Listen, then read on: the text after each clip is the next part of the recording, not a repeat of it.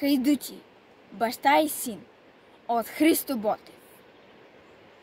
Я надуй, дядо Кавала, след теб да викна запея песни юнашки хайдушки, песни за вехти войводи, за Чавдар страшен хайдутин, за Чавдар вехта войвода, синът на Петката Ръсника, да чуят моми и момци по сборове по седенки, юнаци по планините и мъже в хладни механи. Какви деца ражда и сега българска майка юнашка, какви момци хранила, храни и днеска нашата земя хубава. Ах, че мен дядо додея любовни песни да слушам, а сам за тегло да пея, за тегло дядо Сюрмашко и за своите си кахари черни ядове. Тъжно ми и дядо, жално ми, ала засвири, не бой се, аз нося сърце юнашко, глас има меден за горски, тако ме никой не чуе, песната ще се пронесе по гори и по долища. Горите ще я поемат, долища ще я повторят. И тъгата ми ще мине, тъгата дядо от сърце. Пък който иска да тегли, тежко му нима ще кажа. Юнакът тегло не търпи, ала съм думал и думам. Блаземо, който умее, за чест и воля да мъсти. Добро му добро да прави, лоша с ножа по главата. Пък ще си викна песента. Кой не знае Чавдар войвода? Кой не е слушал за него? Чорбаджия ли изедник? Или турските сърдари? Овчарва планината? Или клети сюрмаси?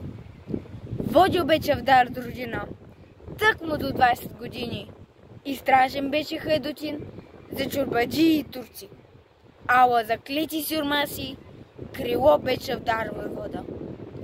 Зато му пее песента. На Странджа бер гората, на Ирин пирин тревата, меден им кавал приглаша, от Цареграда до Сръбско, и сязе ми глада жатварка, от Бял море до Дунав, по румелийски полета. Един бе Чавдар войвода, един на баща и майка, един на вярна дружина. Мъничък майка остави, глава в татка отдели, без сестра Чавдар, без братец, ни иде някой роднина. Един сал вуйка и зедник и 9 мина дружина. Хлапак 12 годишен, овчар го даде майко му. По чужди врата да ходи, на чуж хляб да се научи. Но стоял Чавдар, що стоял? Стоя ми от ден до пладня. И какво да ми спечели? Голяма армаганна майка. Те с тежки думи отровни. Що ме си майко продала? На чуждо село Аргатин. Кози и овци да паса, да ми се смеят хората и да ми думат в очите.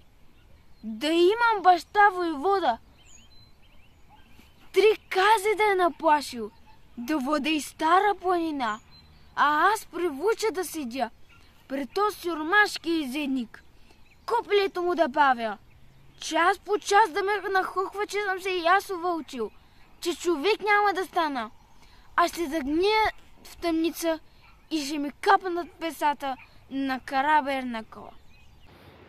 Проклете бил човек, войка ми, проклете майко, казвам ти, не ща при него да седя, копилето му да бавя и красите му да завръщам. Яле ги сраки и псета.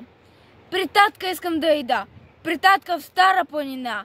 Татко ми да ме научи на къвто искам занаят. Зави се майка за Мая, камък и падна на сърце. Гледа се в очи Чавдара, в очи черни големи. Глади му глава къдрава и ръда клетата плаче.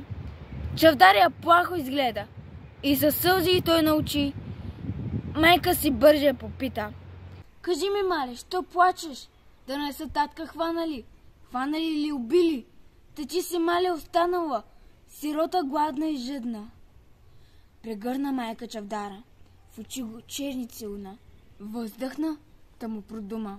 За тебе плаче, Чавдаре, за тебе, дете хубаво. Писано, още шарено. Ти си ми синко едничък, още мъничък. А лоши думи хортуваш. Как ще те майка прежали да идеш татка си, хайдутин като ще станеш. Татко ти из нощи доходил, За тебе, синко, да пита. Много ме е съдил и хокал, защо съм те пратил при вучести, а не при него. Да види и той, че има хубаво дете юначе. Дали ще да го проводи на книга да се изучи, или хайдути направи по планината да ходи.